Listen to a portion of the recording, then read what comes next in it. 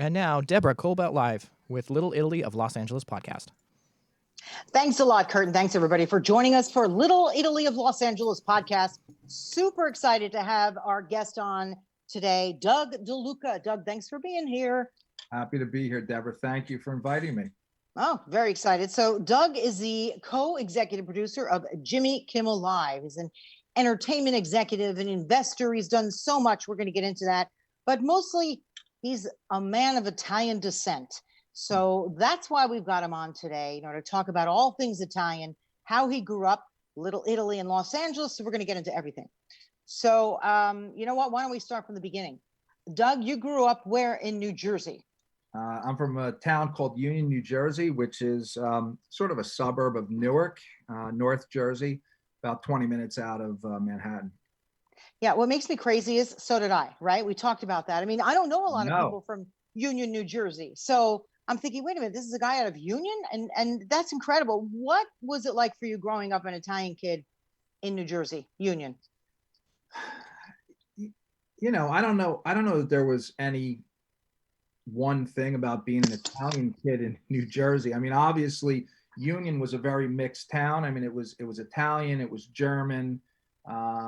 It had a lot of different ethnicities. Most of our Italian upbringing came from our family and our extended family. I oddly, as an Italian kid, I'm an only child, but my extended family goes deep. I mean, I have cousins and cousins and cousins for days, and we all spent a lot of time together. And that's what made it special. And that's where we got our Italian roots and fill of Italian culture. Your dad was a lawyer. And your uncle was the mayor, Mayor Anthony Russo, correct, of Union, New Jersey? We knew him. Correct. Big shout out. Anthony's probably listening right now, so big shout out. And Anthony, I know we're going to talk a little bit about the Feast of San Gennaro, but he would come out to everyone we produced out here. So he was and is still a big supporter and a fan. Oh, wonderful. Oh, I'd like to meet him next time he comes out here. That'd be exciting, especially that we have the same, all that stuff in common. Morris Avenue. That was the main street that went through in Union. And you're right, there's relatives upon relatives. I don't have that here in Los Angeles, but they're all there still. And hopefully they're all watching as well. So, you always wanted to come out here, right? To LA. Tell me about that story, how you landed here. I don't know about always wanted to, but in high school, senior year of high school, I followed at spring break, a girl I was dating at the time, Jennifer Wilson, her family came out to California for spring break. And I had a camp counselor that had moved to California. So I said, listen, I'm going to go visit my friend Judy Pullen and at the same time spend time with Jennifer and her family. So came out here in high school, loved LA, and sort of had that embedded in my brain. I went to college. I went to Villanova, and a very good friend of mine from a neighboring college, a guy named Mike Romaine, went to Temple University, and he left 2 years early to move out to California to finish college with his cousins in Long Beach. And I told Mike, I said, listen, I love it out there. It's a great move. And I said, when I graduate, I will be out there promptly. And he didn't believe me, but I held true to my word. So yeah, and what did Dad say when you told him you were hitting the road for LA? He wasn't thrilled. I mean, he was supportive. As an only child, I think he felt it was a tad selfish for me to basically want to move 3,000 miles away from the family, the roots, the whole thing. But it's something that something that called me and something I wanted to do, and I did. I felt the same push, if you will, when I was a kid and I went out to Los Angeles to visit. I thought to myself, I've got to live out here. And it was the beautiful beaches. I mean, we've got gorgeous beaches in New Jersey, right? But the beaches out here, they were free. And it just seemed like a time to come and explore whatever. And here I am. I'm still out here too. And it's interesting because our friend Joe Busciano, over in San Pedro, Council. of course. Yeah. Of course, that's how I got introduced to Little Italy of Los Angeles. And when I was there over the weekend, just, I'd lost Siciliana and I was having something to eat. I thought, this place reminds me of New Jersey. And I know that he's trying to create a Little Italy here, which is wonderful. Let's talk a little bit about, let's skip around a little bit.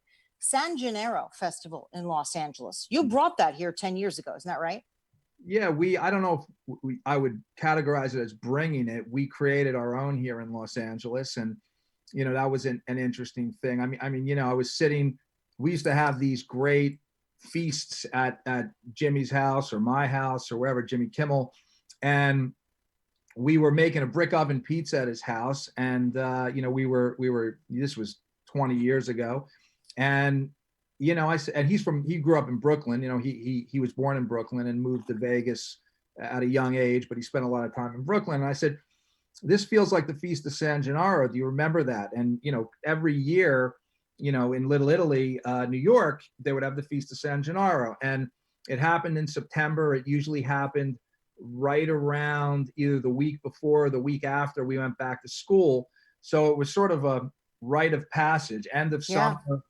Go to Feast of San Gennaro, great food, great, fun and camaraderie, and then start the school year. So we looked at each other. I said, we're going to do that here. And he said, I'm in, great. And Adam Carolla was there as well, another Italian. And we never looked back, and we just did it, So many Italians that ended up out here. What was your favorite part of the San Gennaro Festival? Because I'll tell you mine, Zepolis. What did you love about it? I just love that festival. It was definitely I'd say Zeppelis, but who knows? One embarrassment for me is I don't speak Italian, and I should. So if I butcher anything to the Italians out there, I apologize.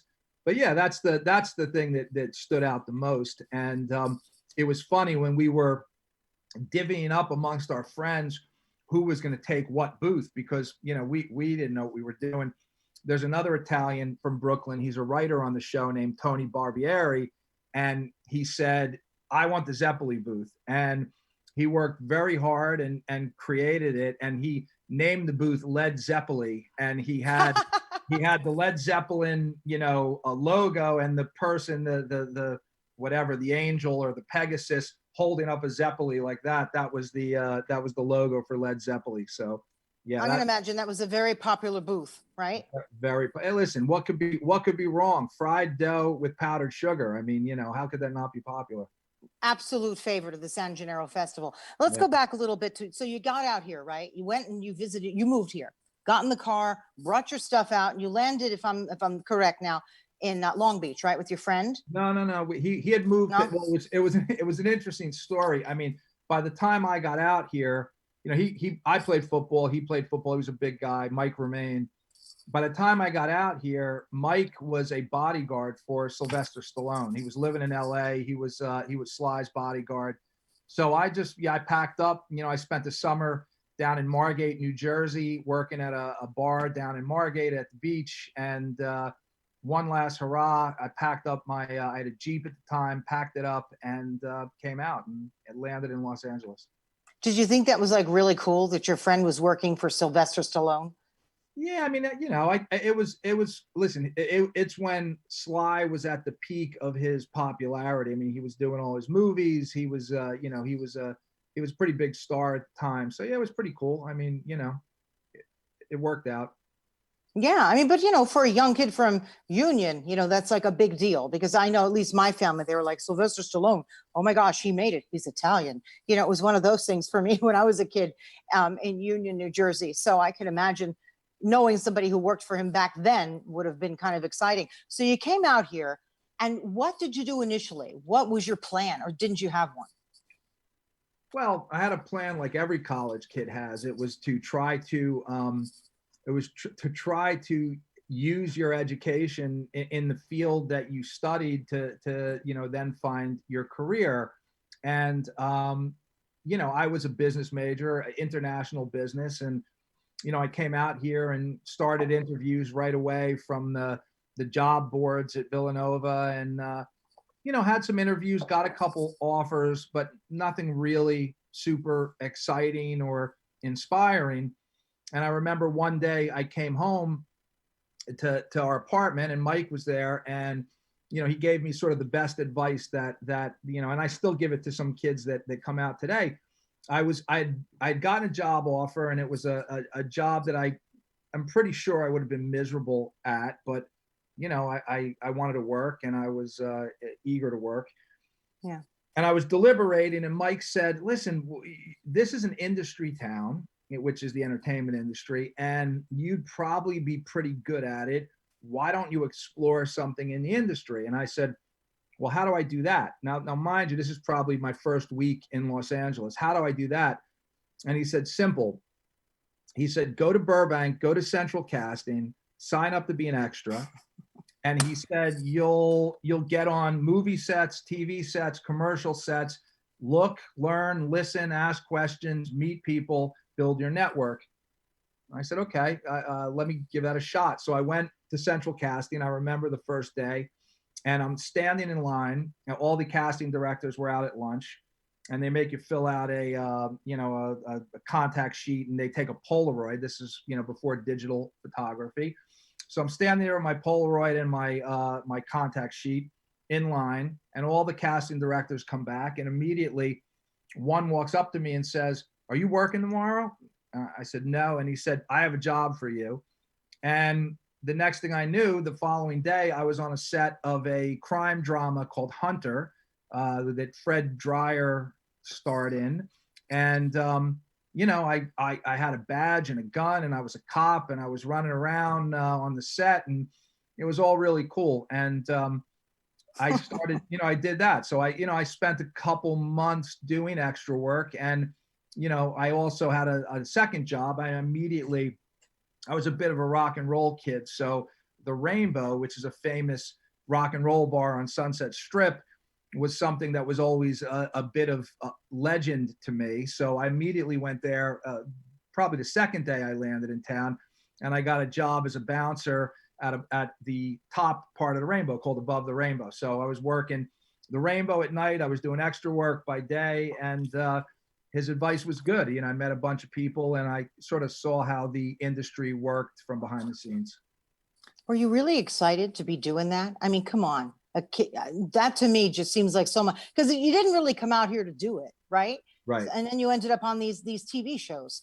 Yeah, it was super fun. I mean, it's sort of, if you're there just to work, it's sort of a bit mindless and tedious. I mean, you're waiting around most of the time, and then they're telling you fill in the background and pretend you're talking, or pretend you're doing something. But again, I took it as an opportunity to sort of watch how the industry worked and how people made movies and so on and so forth. But it was super exciting. And I remember, which was really a fun thing too, I had gotten a gig as an extra on a big show at the time.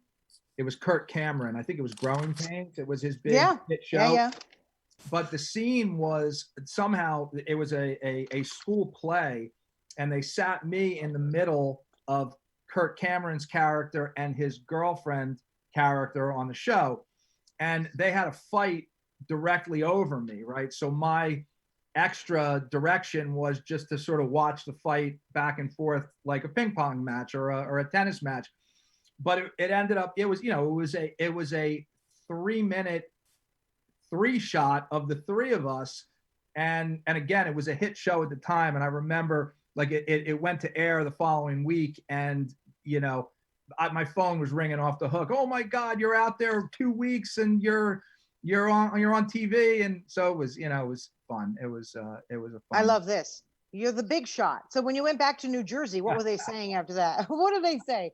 I don't know. Everybody, you're a real big shot, but it was fun. I mean, everybody was very excited for me and supportive. Oh yeah. So, Oh, that's fun. You're very humble, Doug. You're very humble still. After all you've been through, it's unbelievable. So then what happened? Then you ended up getting like an associate producer job, right? Or a PA job. And so eventually you went from being an extra, right? And carrying a gun around and doing all that stuff and ping-ponging between people fighting Yeah. to the other side, right? How did that happen? How did you jump to the other side of the entertainment business? Well, again, Mike's advice worked out because on a set one day, I was sitting around with one of the other extras, and he said, "Well, if you really like the business, you should try to work behind the camera." And he said, I get calls a lot to be a production assistant, which for those, not in the industry, that's basically a gopher, get coffee, make copies, shovel crap, whatever it is. And he said, "But I can't always fill those positions. Would you like me to give someone your name if they call me?" I said, "Sure." And I remember one morning, I'd worked late at the Rainbow. I was sleeping in. I didn't have extra work that day, and the phone rings. I don't know, 10 o'clock or something, 9:30, and I pick it up. Hello, and I have a frog in my voice. I just woke up, and there's a long pause, and finally the gentleman on the other side says, "Listen, I really need a PA. I'm strapped. It was 2 weeks before Christmas. He was trying to wrap out a show. He said, I have $100 cash if you can get here in an hour." I was like, "I'll be there in 30 minutes. I mean, you kidding me? I'll be there in 30." Anyway, I went in, and he and I hit it off. I ended up working that show for 2 weeks right up to Christmas, stuck a big pile of, at the time, cash in my pocket. And he became one of my best friends. He was an associate producer or line producer on that show. And he's actually the godfather of my daughter. So we remained friends that whole time. His name's Kurt Fremlinger. Oh, wonderful. But what's the message here to people listening, especially young people, right? It's like, just get out there and do something, right? Just something, because eventually it leads to the next thing. Do you agree? Take initiative, work hard, do whatever you do it the best you can do it. I mean, that's an old, that was one of the things we used at San Gennaro. There's an old sort of Italian story, the father tells the son, he's sweeping the sidewalk in front of the store, and he's sort of moping around and doing whatever, and says, "Listen, if you're going to do something, if you're going to sweep the sidewalk, be the best at it you can be better than everybody else. Sweep it, with heart and with intention, and make it great." And that just leads to other things. There's no doubt. There's no doubt about it, no matter what you're doing. Absolutely. Do you kind of feel like those are like old fashion kind of values that were instilled in you when you were a kid in Jersey, as an Italian kid? You're with an uncle that's a mayor and a father who's a success. What would you say? Yeah, for sure. I mean, and that's, I mean, I think at the heart and the core, I mean, that's what us wanting to bring San Gennaro and that Italian culture here to Los Angeles, it was really at the core about that sort of family and extended family camaraderie, where you learned everything from, right? You learned, good and bad, we'll say, but you learned everything. You learned loyalty, you learned support, you learned, compassion for other people, you learned about culture and friends, and sort of, I can't tell you how many parties or events as family that we, you pass down oral tradition. I mean, that's one of the primary ways to learn things in life. So yeah, it'd be great to bring it to San Pedro. I'll tell you that. That would be someday. That would be terrific. I mean, listen, I really applaud what Councilman Buscaino is doing down there, and the whole town of San Pedro. I mean, for those who don't know it, it's an oddly Italian populated section. I mean, it's one of the largest ports in the country, and a lot of Italians landed there early on because it was a fishing village, it was a port, it was all those things, and it's actually beautiful. I mean, just aside from the port, which is very industrial, it's a beautiful piece of land in Los Angeles, sort of off the beaten path. And those San Pedro Italians, I mean, they really do, like I don't see anywhere else in Los Angeles where there is that concentration of Italian culture and people who really sort of revere it and live it, and it's a part of their fabric, of being. So I applaud what they're doing down there, and I support it. Yeah, and they're really going to they're going all out actually. You know, they've got a piazza that they're developing, and they've got restaurants coming in and delicatessens, and you know, we're going to be having, you know, monthly events going on. So it's only just started. So you're right, I applaud them as well. Very exciting community, and the Italians who live there are very inviting and exciting. I love it. I went there just this weekend just to sort of see what's going on down there, and I can just see how it's developing block by block. So it's pretty terrific. So from your first PA job, right? How did you end up from one to what you're doing, and how did you meet Adam Carolla? Didn't you work with Adam Carolla and Jimmy early on in their career as well? Yeah, work ethic and just doing your job well, sort of for me, and taking initiative. One of the things is we would sit around as PAs, and if there was nothing to do, the majority of them would hide and try to take it as downtime, and I would look for things to I would take initiative. Right, the last thing your boss wants to do is constantly tell you what to do. It's better if you do it yourself. So anyway, one thing led to the other, another job led to another, and I sort of came up in the production Business. manager, line producer, executive producer train, which has a lot to do with the business and the mechanics and the logistics of production. So one thing led to the other and led to the other, and there was a company that I had worked with quite a bit during that time. It was all freelance, so it was one gig and the other, but there was a company that I probably on and off ended up working for about 6 years, which was a company called Stone Stanley Productions. And at one point, it was right around 2000. I don't even remember now, but it was 20 something years ago.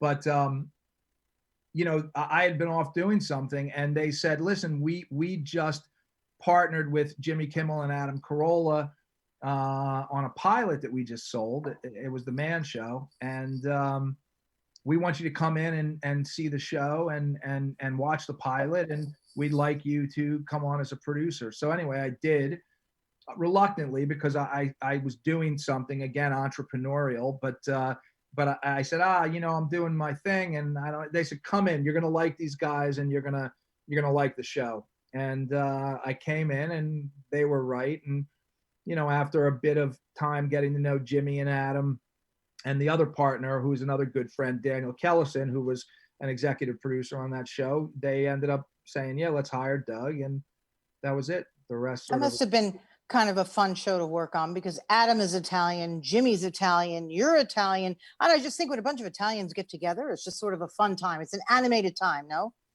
It was wonderful. It was a lot of fun.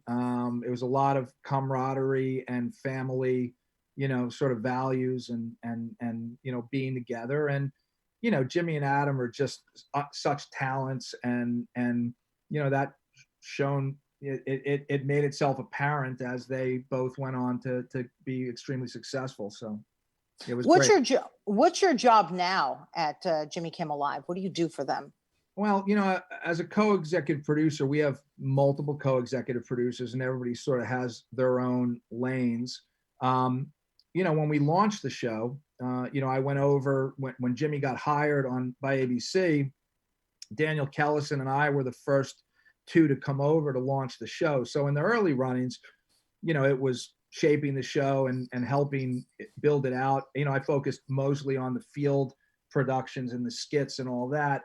But somewhere around end of year 1 or 2, I ended up started really to get focused on how we work with advertisers to enhance what we wanted to do and raise more money for the show. And that manifested itself in the realm of branded content, which is what they call it now.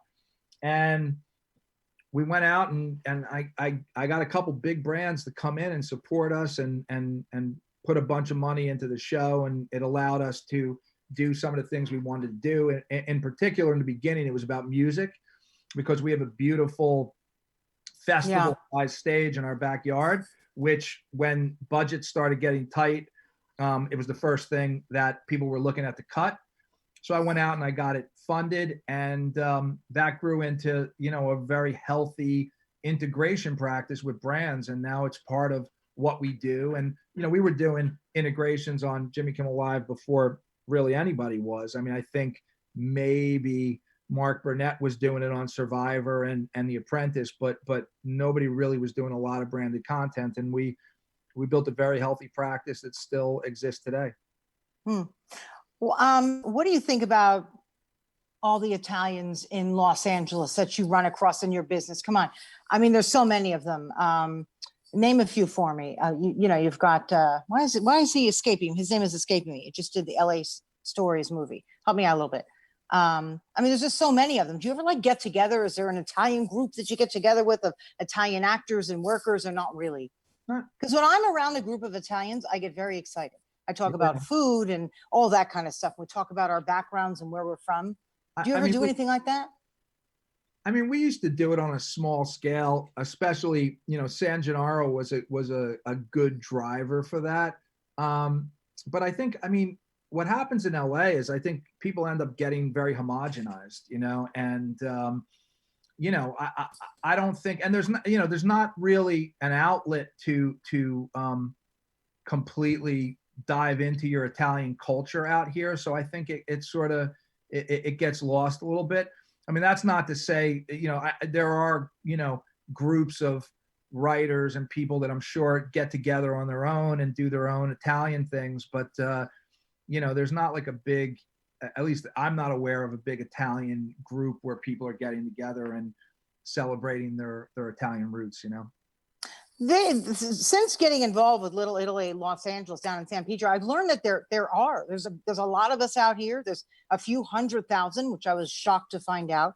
And I'm interested now. I'm interested in heritage and where where they're from, where I'm from, how that all goes together. Where is your family originally from in Italy? Well, I'm a mix of 2 parts Sicilian, 1 part Napoli Don near Naples, and then 1 part Calabrese from Calabria. The family that I'm sort of closest to and the roots that I'm closest to are the Naples roots, which is Benevento, which is just outside of Naples, 30 minutes. Right. It's a beautiful town. And again, coincidentally, maybe, San Gennaro, the saint and was the bishop of Benevento, and that's sort of his home and his, where he came from, and his relics are still there in the cathedral in Benevento. So I don't know. In a way, it was fitting that I helped birth the Feast of San Gennaro here in Los Angeles. Wonderful. And at first, you did it where, in Hollywood, and then over at the Grove, Caruso's place. Is that correct? Yeah. We started for 2 years. We launched it, and then we did 2 years right across from Capitol Records. And you can't say Italian in Hollywood without Frank Sinatra sort of in that sentence. So right. So for us, having that beautiful, iconic Capitol Record building as our backdrop, I mean, we set the stage for the performances where Capitol Records was the backdrop, and that was really fun and inspiring. And we did it 2 years there, and then we got asked by a friend of ours, Rick Caruso, who is a developer and has the Grove and a number of other places. Rick asked us to come over to the Grove because there was a big open lot over there at the time.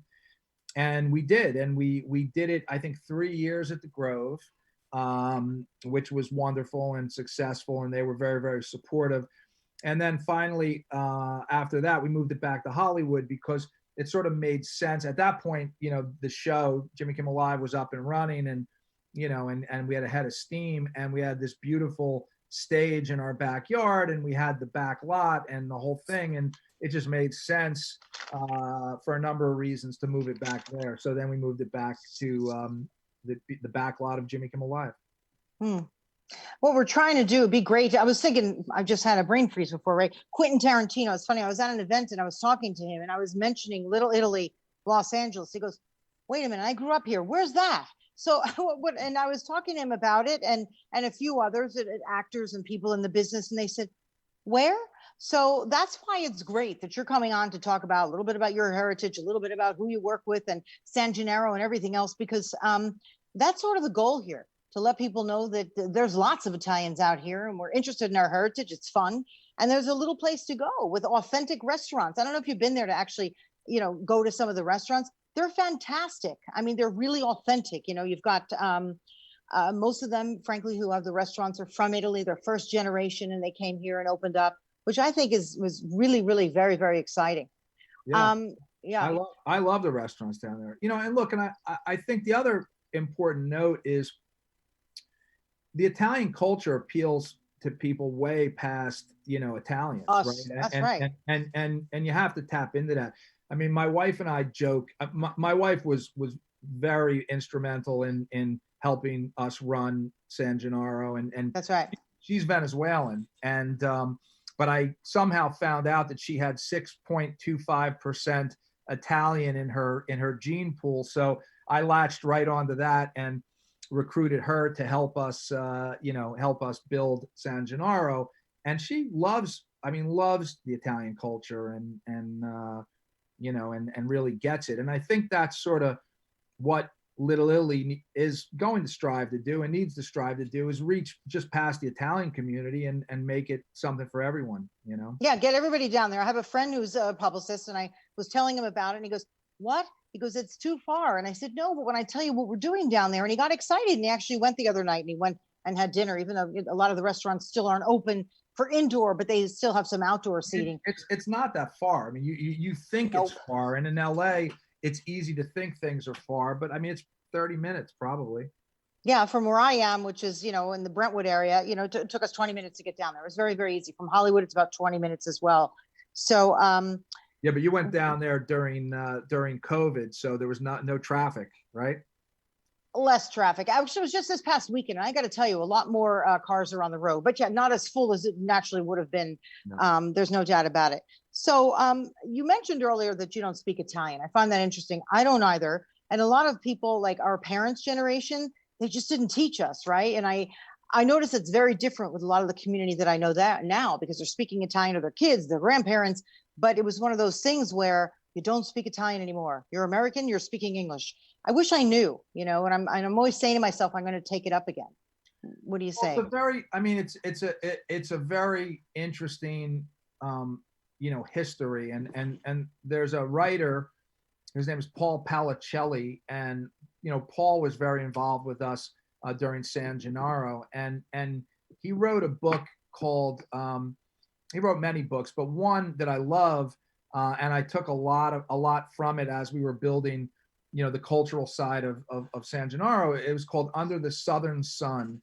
And he really explains what was going on in Southern Italy at the time of our grandparents and their parents, immigrating to America, to Australia, to wherever it was. And it was not a great time for them down there. Right. They were a bit oppressed. They were poor, and they wanted a new life. They wanted something that they could make a life for their families and for their kids and whatever. And America was, that dream.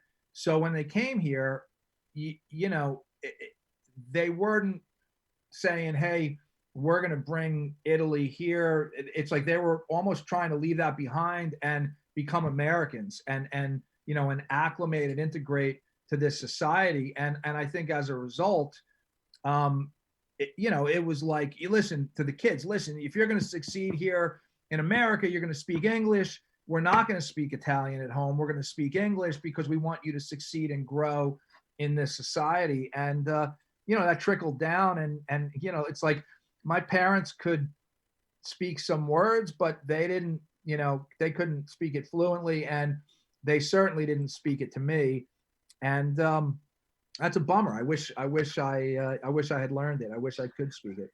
I'm going to take it up, and I always say that, and I haven't done it yet, but I'm going to take it up. I really am. It's funny. I always say it too. You won't. You'll say it, but you won't actually do it. Well, maybe we could take like an online class together. Once you commit to somebody, it's like, oh my God, I've got to show up now because he's going to be there. That's What I right. mean? So, yeah, the only words that I knew growing up, honest to God, were the curse words, because those are the ones that I would get when they were mad at me. So I learned about 6 or 7 of those, but otherwise, nothing else. Yeah, those are So- easy. Everybody knows those. Everybody knows those, I know, especially when you were called on a few times. How about, do you have a favorite Italian actor or two that you could tell us about, that you've worked with, that you know well? Can you share? I mean, listen, there are so many Italian greats. I mean, De Niro, Pacino, Amazing. yeah, tons. I mean, listen, coincidentally, also from Union, New Jersey, where you and I grew up, is Ray Liotta. I mean, Ray Liotta grew up in Union, and Joe Mantegna, who we love. I mean, there's a ton. Jake Gyllenhaal's very Italian, by the way. And yeah, I knew that. There's a whole pile of us. If you just keep looking, you'll find us. I mean, look, Nicolas Cage, but everybody knows that one. But there's so many, right? There's so many. So tell us, do you have a favorite Italian dish? And do you cook much, or does your wife cook much Italian? I cook a lot. And I love cooking. It's one of my hobbies. And it's also, and it's a mode of creative expression for us guys as well. At least I look at it that way. So I love cooking. I cook a lot. And I've become friends with tons of Italian chefs as well. And they're just such great artists, whether it's Chris Bianco from Phoenix, making his pizza, or Michael Cimarusti here in Los Angeles, or Mark Vetri in Philly, or the Frankies from Frankie's 457 in Brooklyn. I've got a lot of John and Vinny. I mean, here in LA. I mean, there's a lot of Italian chef role models, and I think you're going to have a great chef on next. I think he's waiting in the waiting room from his now he is La San Siciliana, absolutely. So before I let you go, so what have you been doing during this time of COVID? I know that you've been doing this show virtually, which has been tough for everybody. It's a little tough. You have technical problems. You never know if somebody's going to, the dog's going to come into the room, which is, I suppose, part of the fun of it all. But when do you think you'll be back in studio? Well, we never stopped doing it, and it's a credit to Jimmy and our team. And we figured out pretty quickly how to pull it off technically and make a good broadcast show. So, and it's been good for us. I mean, our ratings are ratings exploded, and also I think Jimmy's a good voice for the current time as well. But we never stopped, and and we're continuing on. I mean, I think the back in studio question is one that everyone's asking. I mean, I don't know. I mean, we hope that something will break in the fall and we'll be able to do that. But I mean, it's shifting sands, So, but as far as work goes, I mean, we've been as busy or busier. Being in quarantine and working from home, there ended up being so many good things, being with the family, being at home. But, one of the biggest things was, for me, I eliminated probably 3 hours in the car, round trip, and then driving around. So, I'm able to wake up, do whatever I want to do exercise wise, and then start working, eat regularly, cook for myself, continue to work, and then finish at a normal time, 6 o'clock or whatever. And I'm here, I'm here. And it's so all that's been good. And then I sort of transferred some of my online technical knowledge to help my wife. I mean, my wife, Alejandra, has a beautiful meditation studio and yoga studio out here in Malibu called Malibu Meditations Journey. And, we've been doing some online stuff with her, a lot of, live streams and so on and so forth. And then she just reopened last week. So she's doing some socially That's great. meditations and stuff. But that's kind of what we've been, occupying our time with. Yeah, we've all had to pivot. Plus, you have a 13-year-old daughter. You're at least spending more time with her now that you're home, right? So yeah, I'm not sure she loves that, but I don't think my kids do either. They're like, it's okay, Mom, bye. But it's been wonderful. Yeah, so I want to thank you so much for coming on. I just want to give a couple of shout outs to everybody. We are planning lots, whenever we're able to, right around the piazza. More restaurants are open down in Little Italy, Los Angeles, and San Pedro. So if you go down there a lot, they've opened up seating on the sidewalks, which is kind of nice. But also, I think starting next Friday or next month, just go on the Little Italy Association page because they're going to be starting a farmer's market. What's the page? What's the web address? Little Italy of Los Angeles Association. Little Italy of Los Angeles Association. Go on that page because we're going to be starting is that the URL? I mean, could they have fit a few more words in there or no? I know it is kind of long. Sometimes I have to think, wait a minute, what comes first? Association of Los Angeles, but it's Little Italy of Los Angeles Association. We're going to be starting on Fridays a farmer's market, which is really great because they're going to be selling all kinds of authentic foods and vegetables. So that's going to be really cool too. So look for that as well. I mean, listen, I just a quick plug for anybody who wants to. I mean, what a great, while people are home or whatever, what a great day trip down to San Pedro. I mean, it really is beautiful and sort of a charming village, if you will. And the restaurants are great. I mean, you're going to talk to a great chef and restaurateur here in a minute, but the restaurants are great. The views are great. I mean, it's really, it's a fun day trip if you've never been down there, and people should go down and check it out because that Little Italy is going to be fantastic. Absolutely. Doug DeLuca, thank you so much. A man from New Jersey, Union, New Jersey, my hometown, which is kind of crazy. Ended up out here living, in the next town over. Go ahead. As you know, there was a saying, a slogan, what helps youth helps Union. And what helps? That was our town slogan. By the way, Jeff Ross, the comedian's also from Union, New Jersey, and he's a friend. And every time I see Jeff or bump into him, the first thing we say is, what helps youth helps Union. Isn't that funny? To me, when I think of Union, I think of the Knights of Columbus. Do you remember that? I mean, we belonged there, and my parents did rather, and I would go to the pool and swim every day. We were Elks on our side of town. We were Elks, and we had the Elks Club, and that was our pool. But I used to come swim at the Knights of Columbus a lot. All that, and Galante Funeral Home, and my uncle's place, Vito's Auto Electric. I got to give a plug for them. I spent a lot of time at Vito's Auto Electric, so there's all kinds of great things in Union. Chaffee's Pizza. Don't forget right in the center of town. Chaffee's. The best. There's so much we could talk about. I've got to go back next time I go to New Jersey. I haven't been back to Union in a while because my family moved to Florida when I was a teenager, but we're going to go back. So anyway, thank you so much, Doug, for coming on, for talking about your heritage, your very successful career. It's unbelievable. Whoa, one more thing. That artwork behind you. Tell me a little bit about that.